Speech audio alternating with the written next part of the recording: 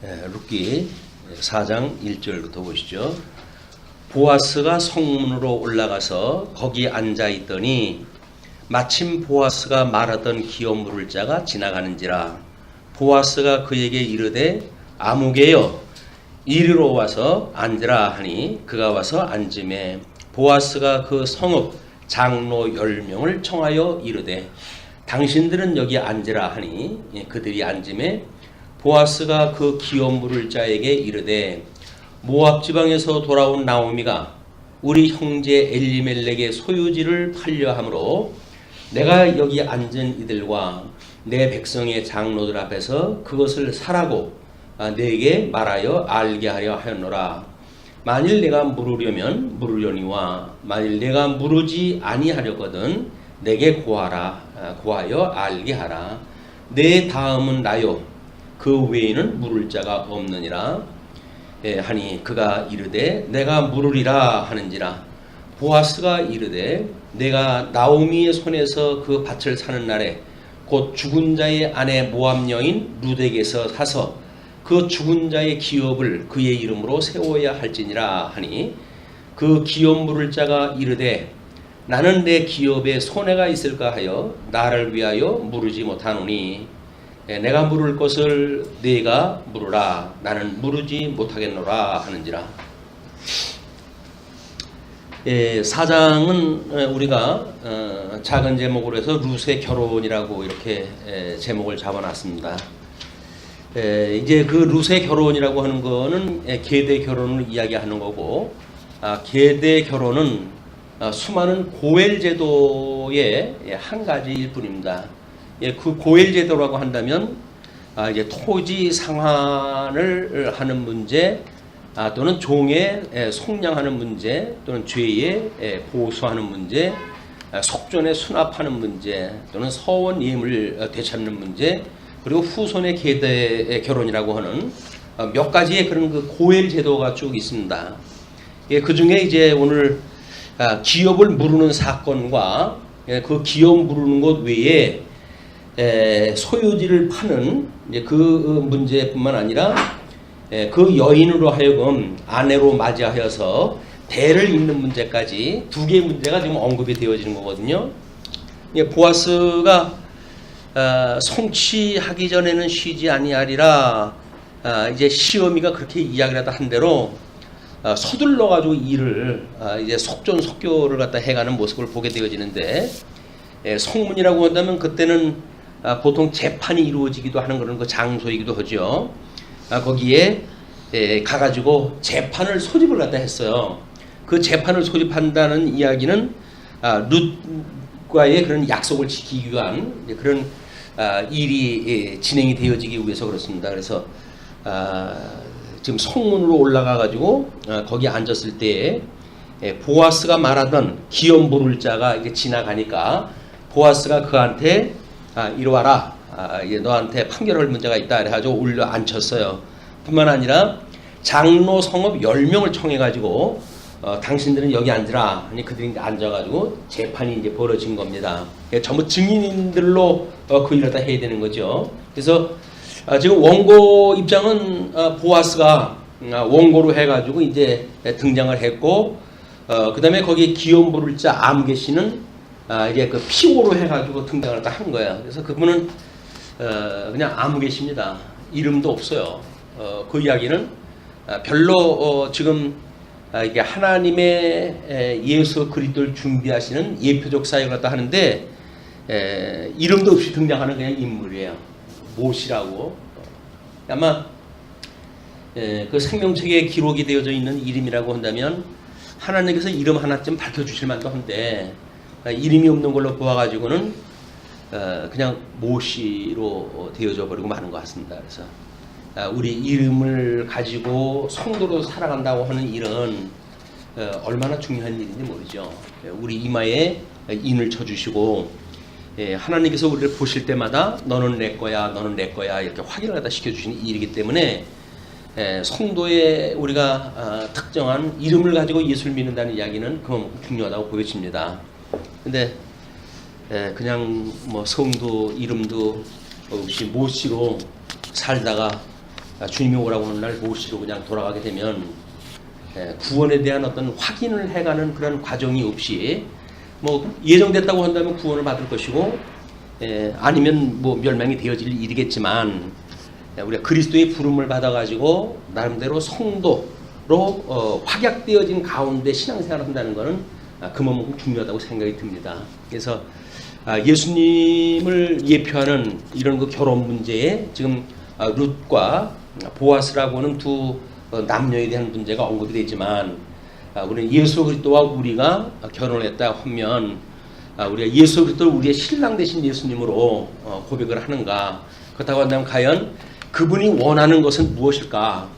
그분이 원하는 또 단장한 우리 그런 신부의 모습은 무엇일까라고 하는 것이 여러 가지가 생각이 되어지는 그런 그 부분이기도 합니다.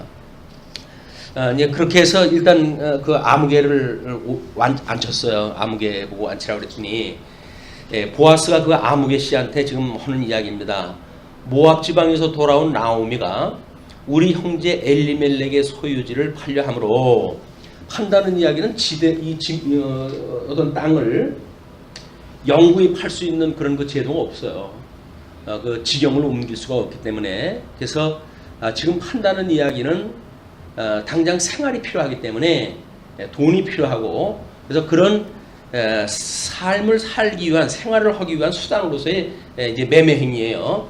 근데 그거를 같은 지파가 아닌 사람한테 또 할 수가 없잖아요. 그러니까는 그 엘리멜렉의 소유를 팔려 한다.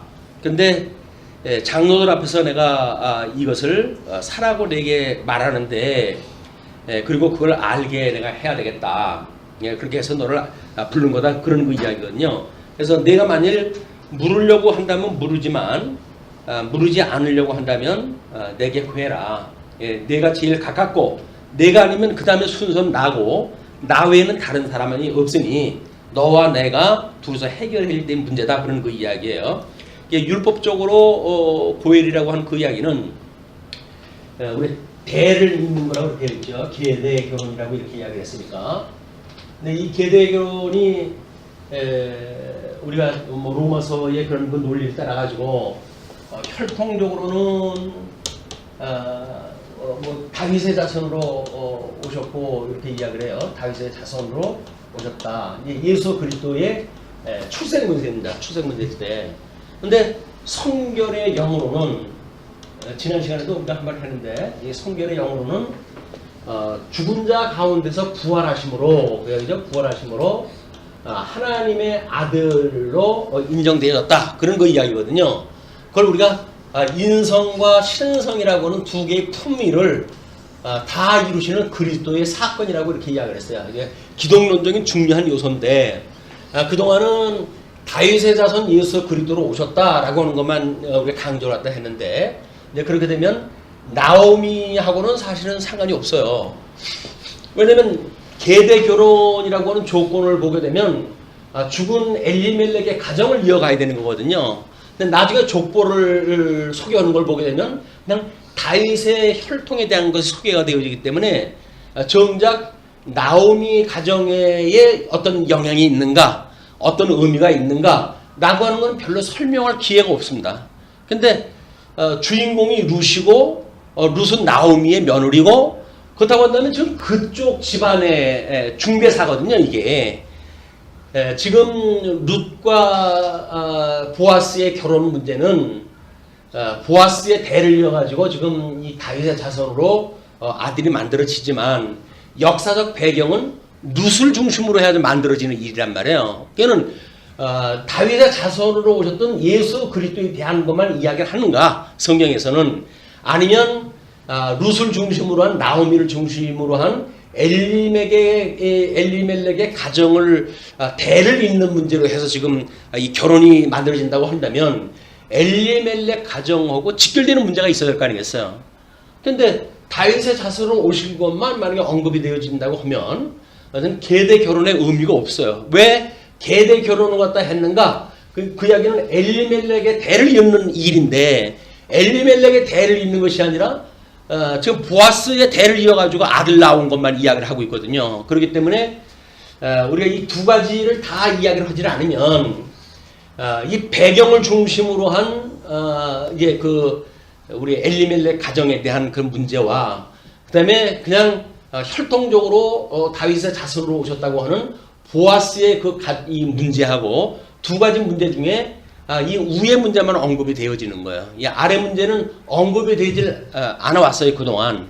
근데 다른 데서는 이걸 이제 고엘이라고 이렇게 고엘 제도라고 이렇게 이야기를 하는데 이게 수많은 그 공동체가 뭐 원수를 갚는다든지 이런 대를 잇는다든지 또는 빚을 갚는다든지 이렇게 해가지고 이스라엘의 어떤 공동체로서 예, 같은 구성으로 살아가야 되도록 되어져 있는 안전장치가 이거거든요. 예, 심지어 그 원수를 갚는 일도 핏값을 갖다 묻는 것도 여기서 다 있어야 되고, 그래서 집안에 어떤 누가 그를 갖다 이제 고의로 살인했다 했다고 한다면 그 성경에서는 뭐 5분의 1을 더 해가지고 빚을 갚도록 되어져 있다든지 이런 문제들도 있고 그렇기 때문에 어떻게 이런 구성원들 간의 이해관계를 뛰어넘는 제도를 통해서 마치 죽은 자 가운데 부활한 이렇게 해서 그 구성원 안에서 새로운 생활이 유지하도록 되어져 있는 것이 지금 고엘제도라는 거거든요. 이 고엘제도라고 하는 것이 그동안 강조가 안 됐기 때문에 봐라 언약하신 대로 다윗의 뭐 조부를 하나님께 준비하시지 않았느냐라고 하는 거에 방점이 찍혀져 있기 때문에 절반 정도밖에 우리가 확인하지 않은 것인가 이런 생각이 듭니다. 그래서 이번에는 다른 이 고엘 제도를 통해 가지고 계대 결혼에 방점을 찍고 계대 결혼이라고 한다면 엘리멜렉 가정을 이어가는 그 일로서의 문제이기 때문에 그것이 더욱 강조가 되어야 되지 않을까 그런 그 이야기입니다. 그래서 이제 그 보아스가 그한테 이야기를 하니까 뭐 그 정도라고 한다면 내가 하지. 상대방이 그렇게 이야기를 하는 거야. 근데 지금 보아스는 그 대를 이을 사람이 나는 못하겠네 라고 이야기가 나와야 이게 이제 계획대로 되어지게끔 돼 있거든요. 근데 성큼 지가 하겠다는 거예요. 그렇게 되면 보아스의 이제 계획은 전부 숲으로 돌아가는 거 아니겠어요? 그러니까 보아스가 또 하나 상기시키는 문제가 뭐냐면 거기서 그런 거예요. 나오미 손에서 그 밭을 사는 날에 내가 만약에 그 기업을 물은다고 한다면 죽은 자의 아내 모압 여인 룻에게서 사가지고, 왜냐면 그가 이제 그 자기 남편 지난 시간에 그 기론이라고 기론이라고 그랬는데 기론이 아니라 말론이랍니다. 이게 우리 지금 룻이라고 하는 그런 그 첫 남편은 말론이라고 하는 아들이었어요. 둘째 아들입니다. 둘째 아들. 이 둘째 아들의 그 아들은 이미 죽었기 때문에 새로운 보아스의 그런 그 남편과의 새로운 재혼의 문제가 지금 언급이 되어지는 거 아니에요. 그런 거 문제이기 때문에 룻에게서 이걸 사야 돼요. 이제 그 엘리멜렉 거를 말론이 이어받고 말론의 재산을 말론이 죽었으니까 이제 처아들 룻으로 돌아온 거 아니에요. 룻에게서 이제 그 땅을 사야 되는데 그렇다고 한다면 죽은 자의 기업을 그의 이름으로 세워야 된다는 거예요. 사가지고는 이 사람의 기업을 갖다 이어야 된다는 거예요.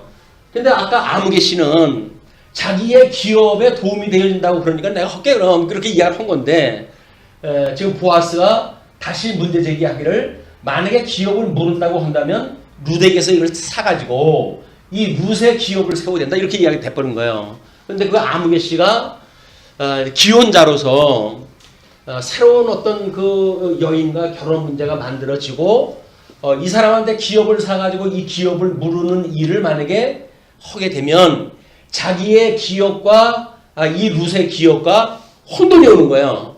그러면 뭐 자기가 이제 이 땅 관리하고 이런데 어려움이 있죠. 아무개 씨는 그게 어려움이 있기 때문에 자기는 그렇다고 한다면 난 포기할 거야 이렇게 이야기가 되어진 거야. 하나님의 일을 갖다 하는데 이해관계에 의해 가지고 하는 그 일이 하나님께서는 하나님이 하는 일을 싫은 마음을 가지고 있는 자에 그걸 시키지 않으시는 거예요 지금. 그걸 원하는 건 보아스는 이걸 원하고 있잖아요. 로아스의 대를 내가 이어주마. 엘리멜렉의 가정에 내가 대를 이을 거야. 뭐 이렇게 이제 이야기를 했기 때문에 보아스는 하나님의 기뻐하시는 뜻을 가지고 있는 분이지만 아무개 씨는 그걸 원치 않았던 거예요. 왜? 자기 재산 문제에 이렇게 저렇게 골치 아프거든요. 연루되어진다는 것만큼 골치 아픈 일이 없습니다. 그러니까는 이제 그 사람이 포기를 갖다 하게 되어지는 거를 지금 그렇게 나는 무르지 못하겠노라 하는지라 7절부터 8절 보게 되면 기업 상속자가 보아스에게 상속권을 인계를 해요. 옛적 이스라엘 중에는 모든 것을 무르거나 교환하는 일을 확정하기 위하여 사람이 그의 신을 벗어 그의 이웃에게 주더니 이것이 이스라엘 중에 증명하는 전례가 된지라. 이건 신발을 벗어가지고 지금 증표를 삼는 거예요. 그때 내가 이 신발을 벗어가지고 너한테 준 바가 있지 않냐? 너가 그거에 대한 증인 아니야? 나는 무죄한 거야. 그러니까 손을 터는 그런 그 방법이에요. 이제 그런 그 제도가 있었는데 보아스가 장로들과 모든 백성에게 이르되 내가 엘리멜렉과 기럨과 말론에게 있던 모든 것을 나오미의 손에서 산 일에 너희가 오늘 증인이 되었고, 그래서 지금 이 10명의 장로가 보여져 있는데 이 사람들이 전부 증인이 된 거예요. 예, 증인. 그래서 이 증인으로 하여금 증참케 하는 그런 그 일은 매우 중요한 거죠. 하나님의 그 일을 갖다 해가는데 증인이 증참을 갖다 해가지고 그 일을 보증한다는 이야기는 하나님의 일을 공적으로 이 일이 진행되어진다는 거거든요. 물론 뭐 법적으로 해가지고 보아스가 뭐 자기네들끼리 이렇게 해가지고 하는 방법도 있겠죠. 그러나 그것이 만약에 공적으로 증인이 되어지지 않는다고 한다면 이건 하나님의 일이 아니라 사사로운 일이 돼버리고 마는 거니까. 그래서 그들은 이 증인을 증탕케 하는 그런 그 일을 시도를 갖다 했고, 그래서 그 장로들한테 지금 이야기를 하는 거예요.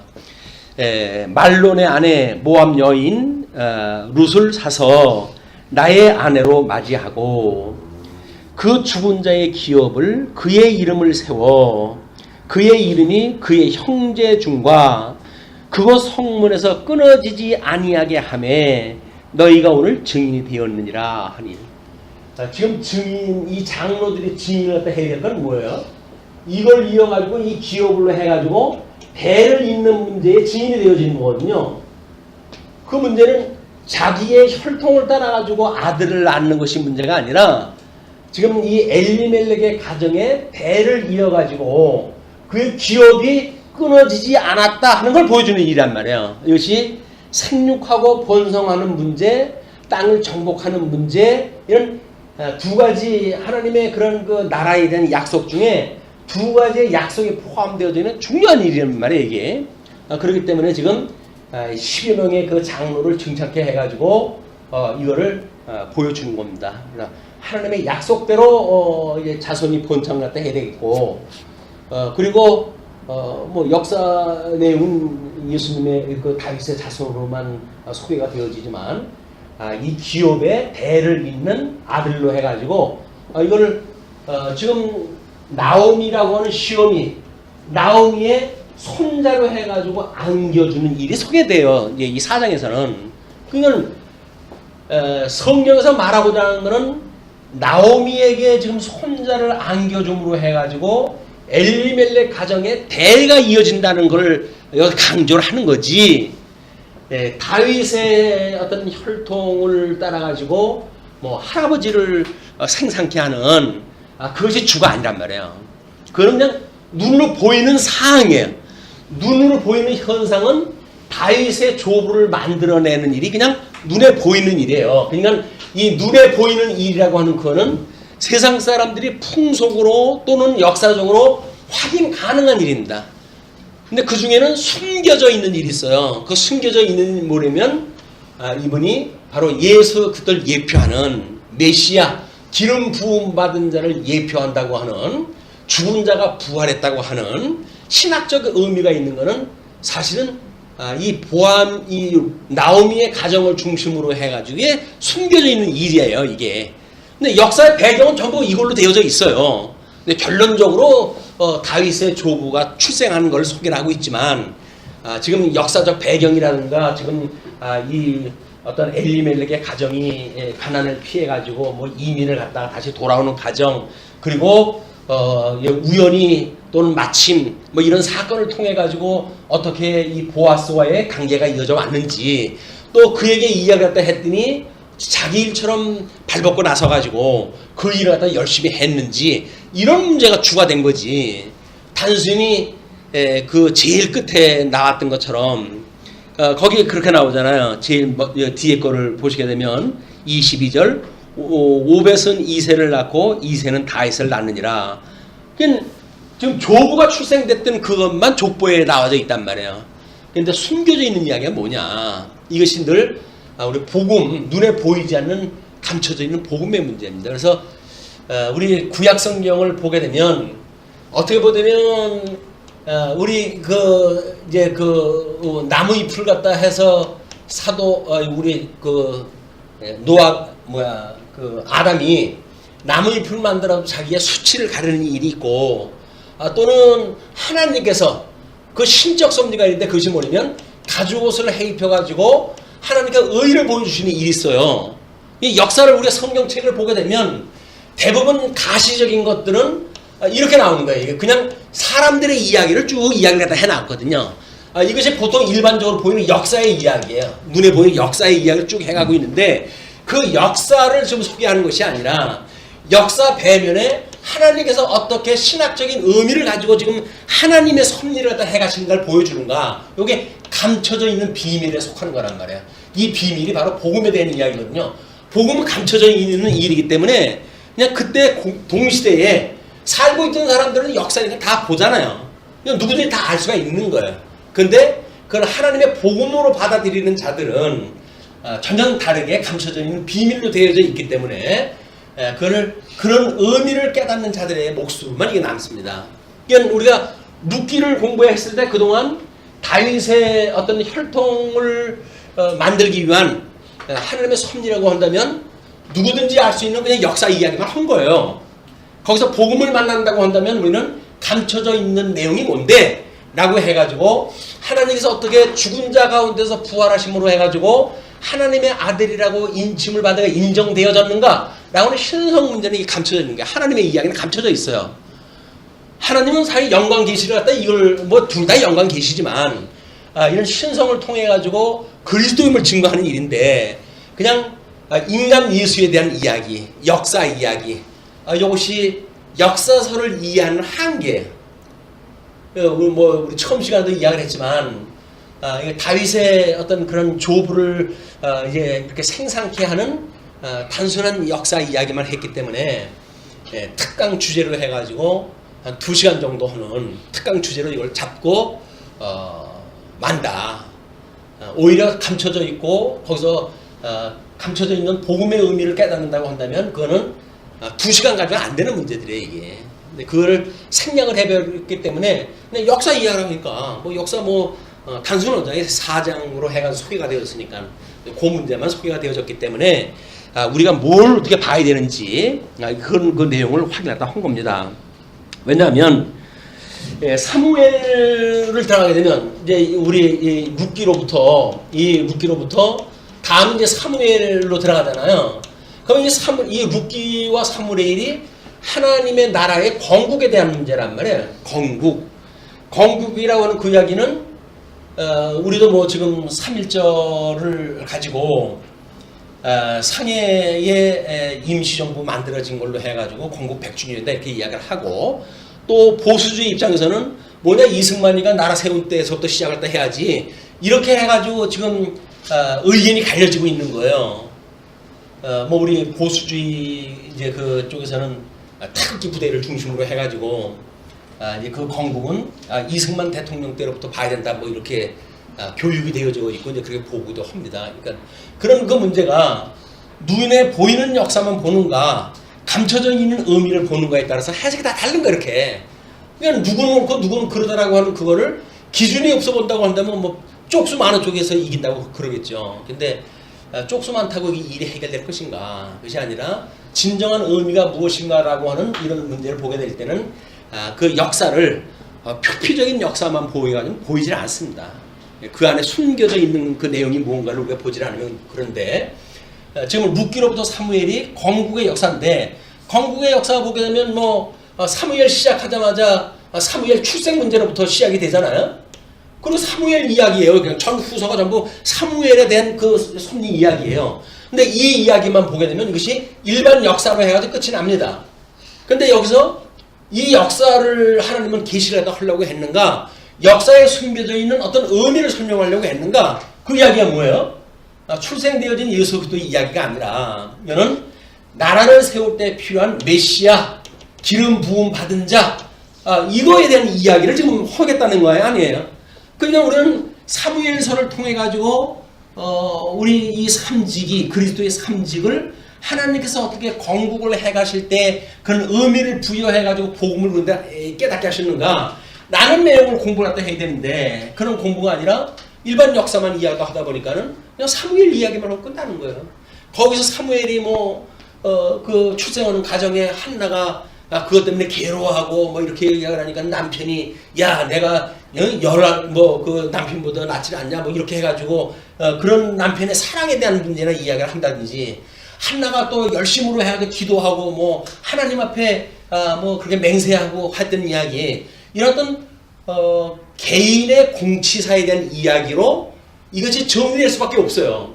위인전을 갖다 보듯이 그냥 그 역사에서 그들이 얼마나 하나님 앞에 충성했는가 라고 하는 걸 소개하는 것 이외에는 뭔가 강조할 게 없어요. 그렇잖아요. 일반 역사에서 뭘 강조하고 있어요? 이덕성이 뭘 강조하고 있어요? 출생해가지고 가난한 집에 태어나가지고 근대사의 그 어려운 가운데 찢어지게 우리 그 근대의 그 극한 가난 속에 성장을 다 해왔고 배가 골고면서 그렇게 성장을 다 했기 때문에 그 인생 그렇게 살다가 그냥 그냥 맨날 뭐 몇 시에 죽었더라 라고 한 것밖에 더 나오겠어요? 뭐가 나와요? 근데 예수를 만나가지고 어떻게 눈에 보이지 않는 신학적인 그런 그 하나님의 사역에 참여했는가에 대한 의미는 예수가 빠지면 설명이 안 되는 거예요, 이게. 우리가 그냥 일반 출생을 갖다 해가지고 아예 뭐 좋은 시절 만나고 잘 살다가 갔어. 잘 먹고 잘 살다가 죽었더라. 라고 하는 걸 이야기하려고 하는 게 아니란 말이에요. 뭐 우리 보통 위인전이나 또는 뭐 아이들 보는 그런 그 책도 그거 아니에요? 만나게 되면 대체적으로 뭘로 끝나요? 해피엔드로 끝나잖아요.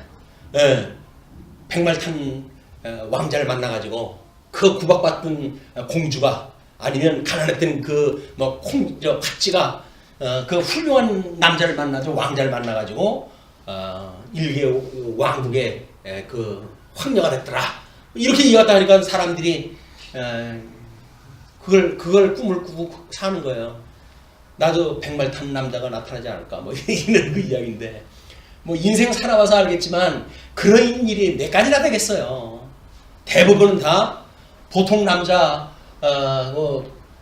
보통 여자 만나가지고 지지고 볶고 살다가 그냥 죽는 것이 일반 역사인데 근데 거기서 극적인 걸 만들어내야 되는데 극적인 게 없으니까 위인전을 갖다 극화를 갖다 만들고 그래가지고 뭔가 그 사람이 얼마나 역동적인 삶을 살았는지 이걸 강조한 것이 위인전들이에요. 위인전 대부분이 가짜라는 게 그래서 그렇습니다.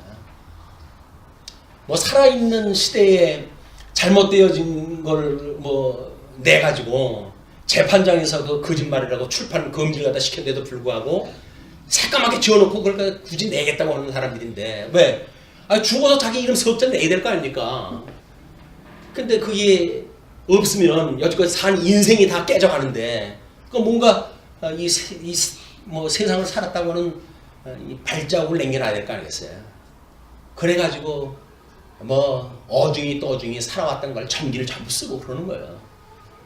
하다못해 수많은 사람들을 죽음으로 몰고 갔던 그런 그 역사도 미화를 해가지고 그래서 내고 싶은 것이 인간의 심리니까 이건 어쩔 수가 없잖아요. 나중에 후대 사람들이 그거를 아무런 의미도 모르고 읽는다고 그러면 어떨까요? 그 사람 것도 어디 있는 대통령 했었네? 라는 걸 볼 거 아닙니까?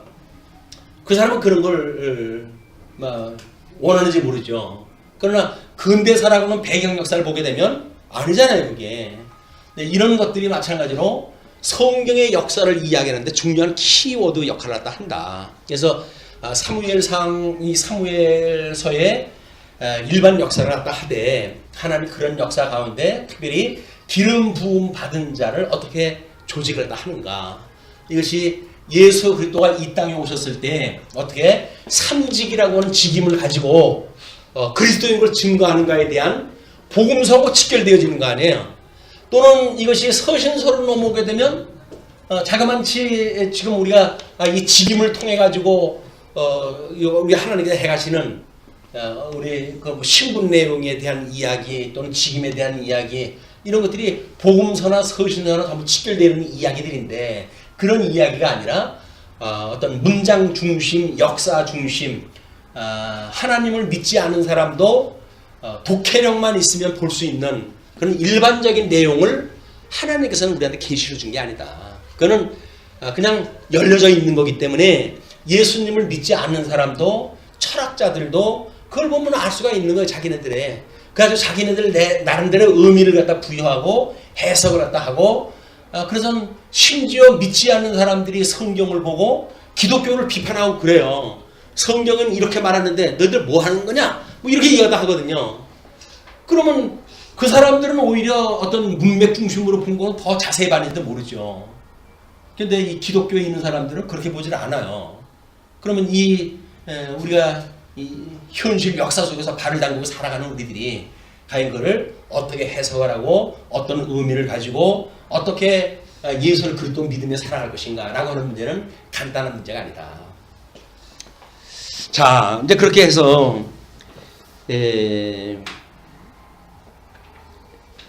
그 9절에 엘리멜렉과 기론과 말론에게 있던 모든 것을 나오미의 손에서 산 일에 너희가 오늘 증인이 되었고 또 말론의 아내 모압 여인 룻을 사서 나의 아내로 맞이하고 그 죽은 자의 기업을 그의 이름으로 세워 그의 이름이 그의 형제 중과 그곳 성문에서 끊어지지 아니하게 하매 너희가 오늘 증인이 되었다라고 이야기했다 해요. 이거는 지금 이 아기를 낳는 거는 엘리멜렉 가정에 지금 그 주보에 나와 있는 대로 말론이라고 하는 이 죽은 사람의 대를 이어주는 이 일을 갖다 해가는 일이지 보아스가 자기 아들 낳는 걸 중심으로 역사가 이야기를 해가는 건 아니다.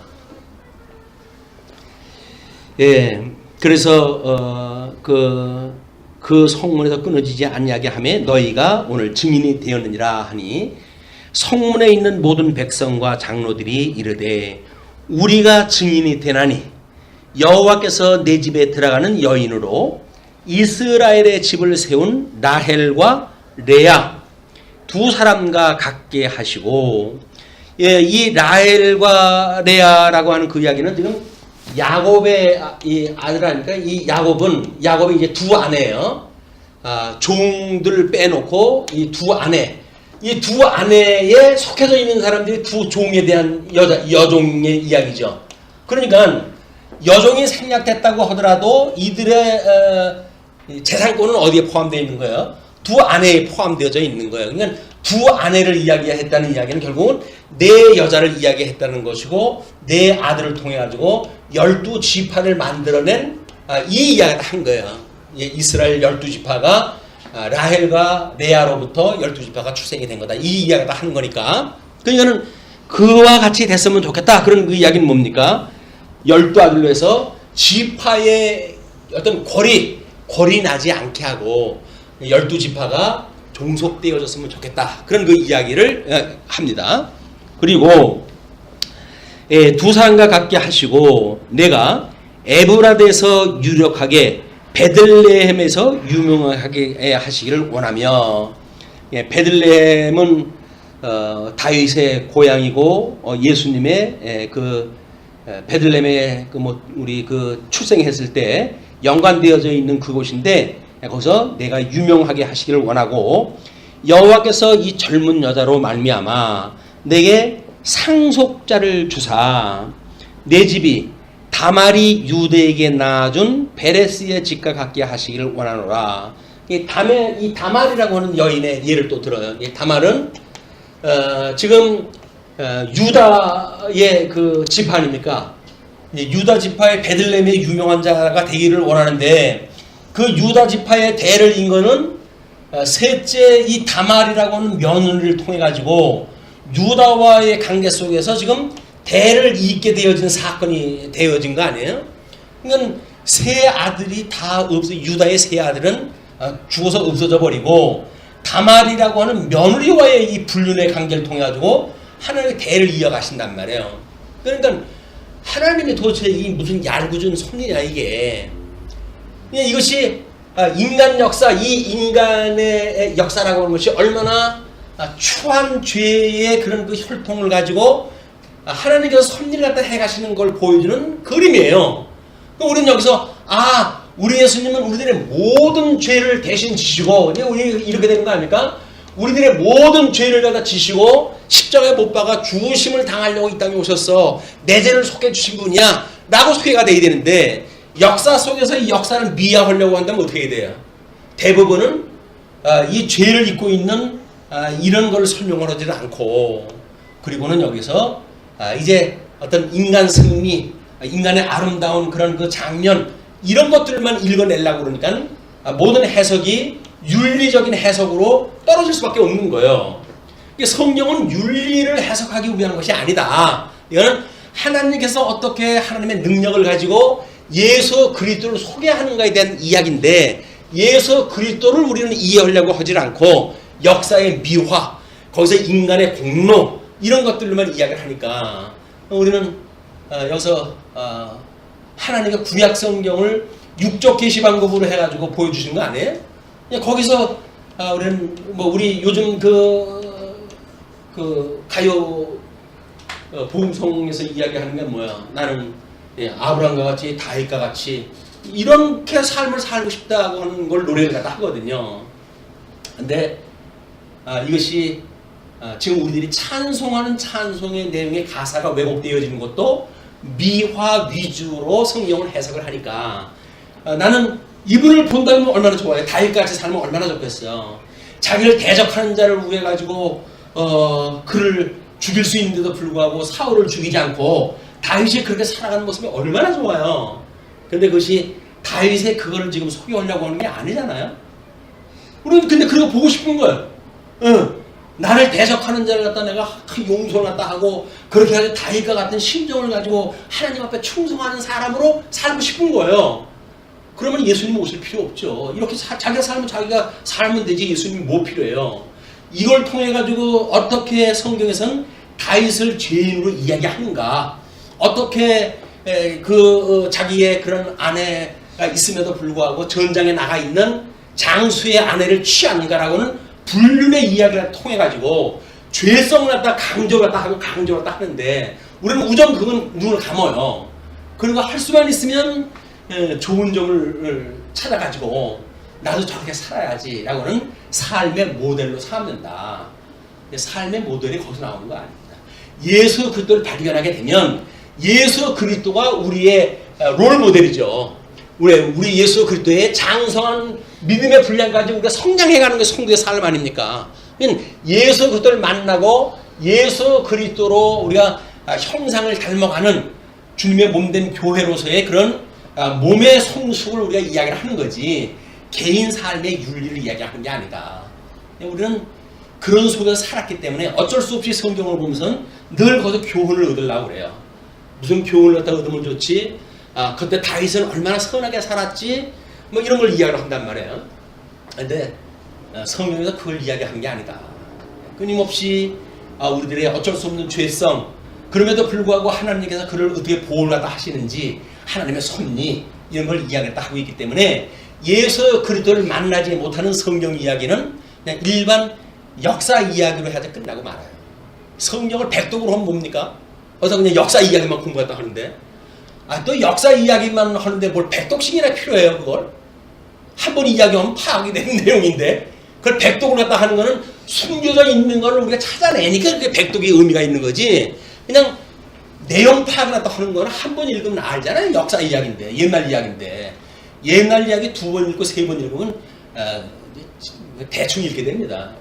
다음에 내용 아는데 뭘 또 봐. 그냥 페이지 수만 계속 넘기면 되는 건데, 우리가 성경을 이해할 때 어떻게 보는가에 대한 이런 해석의 문제를 이번에 이제 역사서를 우리가 이제 본격적으로 또 이제 공부를 하게 되어지니까 그래서 역사 해석의 의미 막 이런 것들을 발견하는 것이 중요하다. 그래서 왜 통섭성경개론에서는 뭐 창건, 분국, 유수, 회복이라고 하는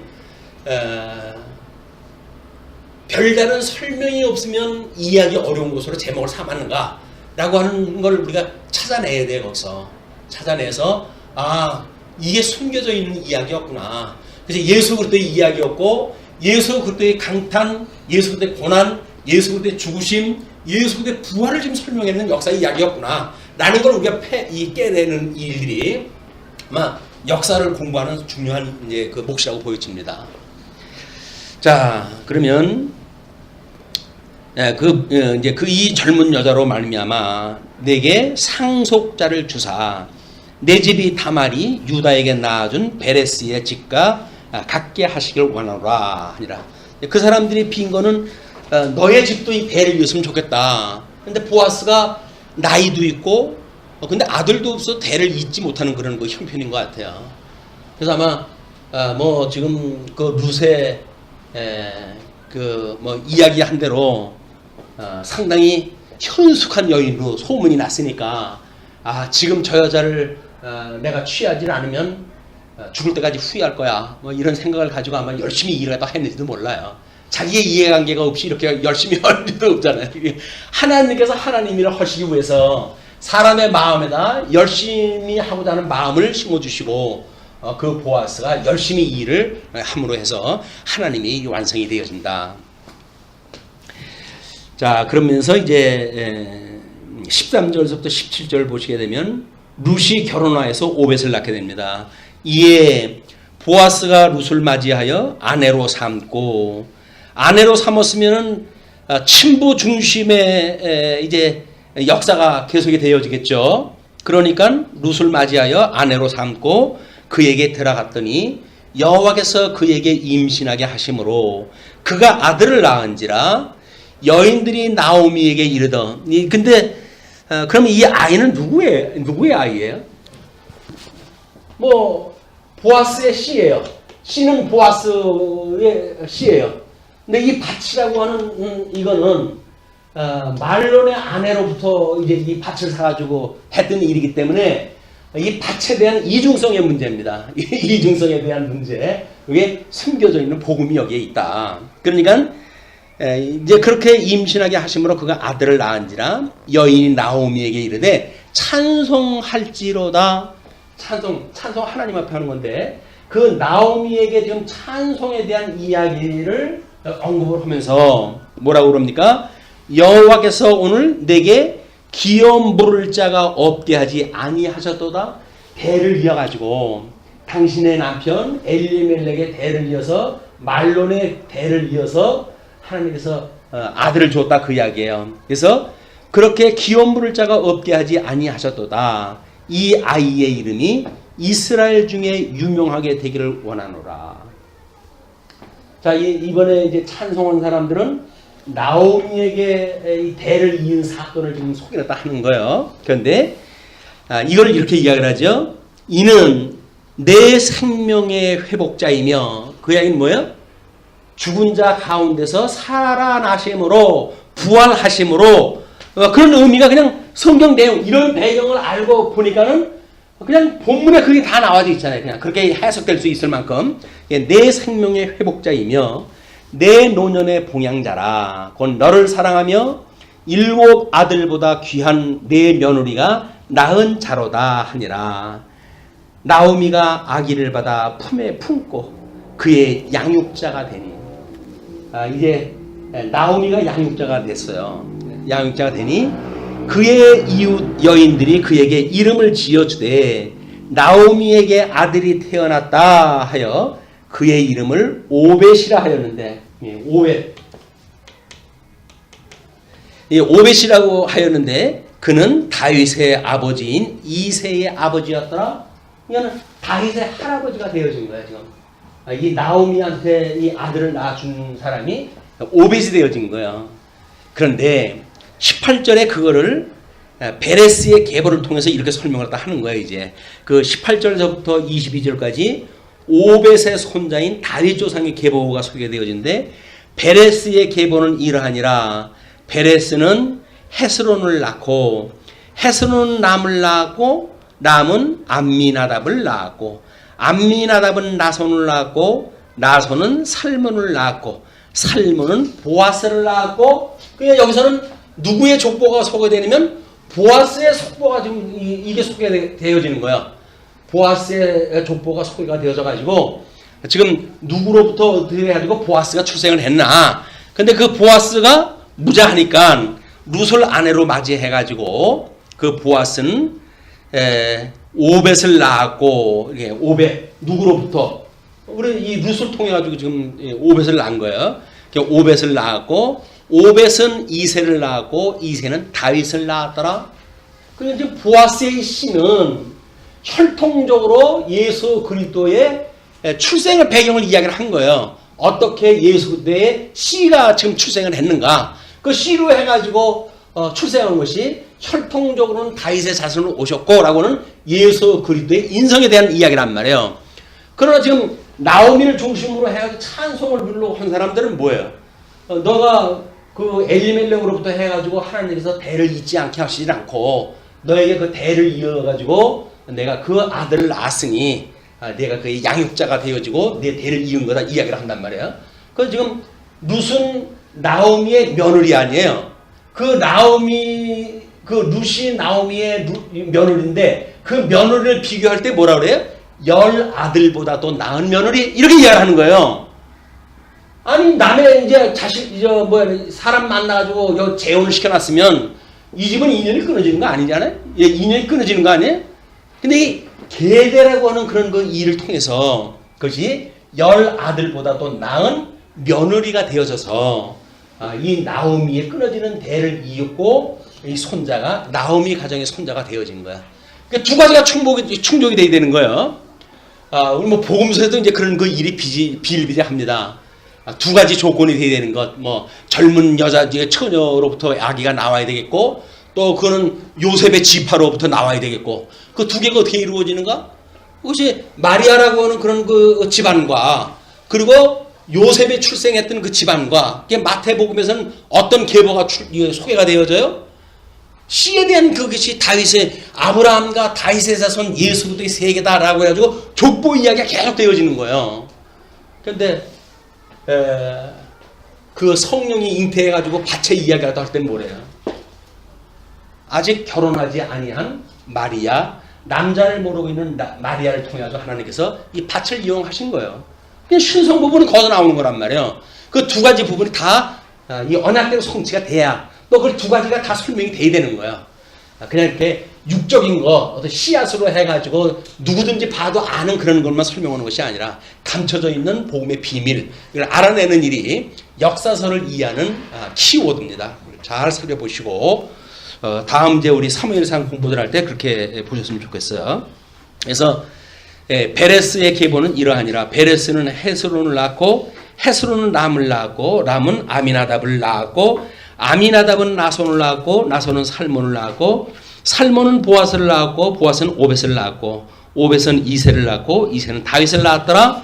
그런데 여기서 지금 그 보아스가 룻을 갖다가 봤을 때 뭐라고 표현을 갖다 했는지 기억나십니까?